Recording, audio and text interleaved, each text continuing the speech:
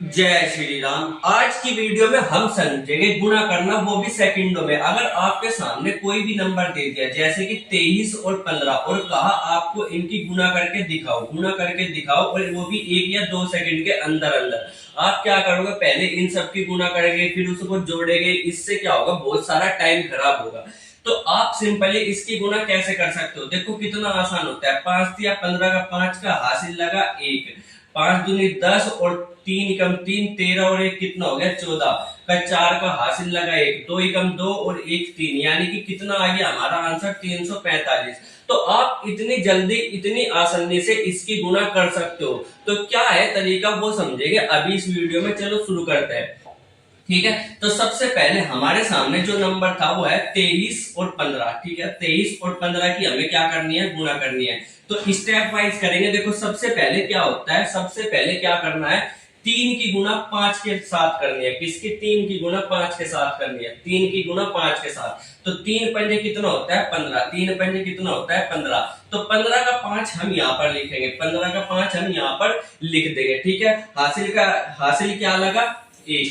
ठीक है, अब क्या करेंगे? अब इसकी गुणा इसके साथ करेंगे, इसकी गुणा इसके। तो यहाँ पे 2 की गुणा 5 के साथ करेंगे तो कितना आ जाएगा? 10। 2 की गुणा 5 के साथ करेंगे तो कितना आ जाएगा? 10। पहले देखो, अगर यहाँ पे 4 डॉट है, 4 डॉट है ऐसे, ठीक है, तो पहले हम इन दोनों की गुणा करते हैं। पहले हम इन दोनों की गुणा करते हैं जो हमने ये करी। फिर हम क्या करेंगे? फिर इसके बाद इसकी इसके साथ गुणा करेंगे, इसकी इसके साथ गुणा करेंगे और दोनों को क्या कर देंगे? जोड़ देंगे। तो इसकी इसके साथ 10, इसकी इसके साथ 3 और दोनों क्या हो जाएगा? जुड़ जाएगा। तो कितना आ जाएगा? 13। और 13 में एक ये भी जुड़ जाएगा जो हासिल का था। तो यहाँ पर कितना आ जाएगा? 14। और 14 का कितना? 4 का हासिल। फिर से क्या बच गया? 1 बच गया।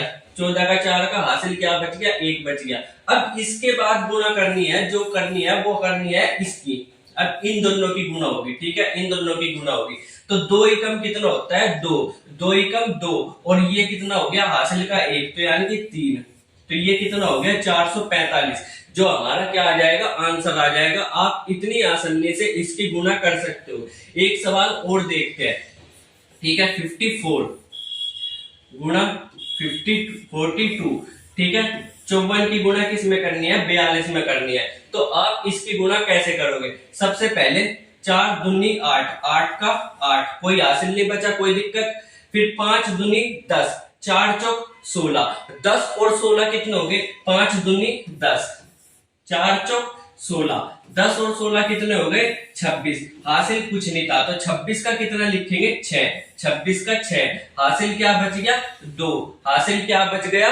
2। अब 5 की गुणा 4 में करेंगे। 5 चौक 20, 20 और 2 22। तो यानी कि ये हमारा क्या आ जाएगा? आंसर आ जाएगा। ये क्या आ जाएगा? हमारा आंसर आ जाएगा। ठीक है, ये हमारा आंसर आ गया। देखो कितनी आसानी से हमने इसका आंसर निकाल लिया। एक बार और 53, 89। ठीक है, अब इन दोनों की गुणा करो। इन दोनों की गुणा करते समय क्या आएगा? 9 तिया 27, 27। 9 तिया कितना होता है? 27। 27 का कितना लिखेंगे यहाँ पर? 7। 27 का कितना लिखेंगे यहाँ पर? 7 लिखेंगे। यहाँ तक कोई दिक्कत? 9 तिया 27, 27 का 7 का। अब इसकी गुणा इसके साथ, 9 पंजे 45, 9 पंजे 45। इसकी गुणा इसके साथ, 8 तिया 24, 45 और 24, 45 और 24 कितना हो गया? 9 6, यानी कि 69। और इसमें ये 2 भी जुड़ गया तो ये कितना हो जाएगा? 71 का 7 का। 71 हो जाएगा ना 2 जुड़ने के बाद। 2 जुड़ गया तो कितना हो जाएगा? 71। 71 का 1 हासिल लगे 7, 8 पंजे कितना होता है? 40, 40 और 7 कितना हो गया? 47। 40 और 7 कितना हो गया? 47। तो इस तरीके से आप इसका बहुत ही आसानी से, बहुत ही जल्दी क्या निकाल सकते हो? आंसर निकाल सकते हो। ये तो मैं आपको सिखा रहा हूं जिसकी वजह से आपको थोड़ा टाइम लग गया, नहीं तो 1 या 2 सेकंड में आप इसको बहुत ही आसानी से निकाल लेते हो। अब आपको जो है इस सवाल का जवाब कमेंट सेक्शन में लिखना है। ठीक है, इसका जवाब आपको कमेंट सेक्शन में लिखना है, वो भी डायरेक्ट कैलकुलेट करके। कॉपी पेन नहीं उठानी, कॉपी पेन नहीं उठानी बिल्कुल भी। अपने मन में ही इसको सवाल को करके आपको कमेंट सेक्शन में लिख देना है। तो मिलेंगे अगली वीडियो में, तब तक के लिए बाय बाय।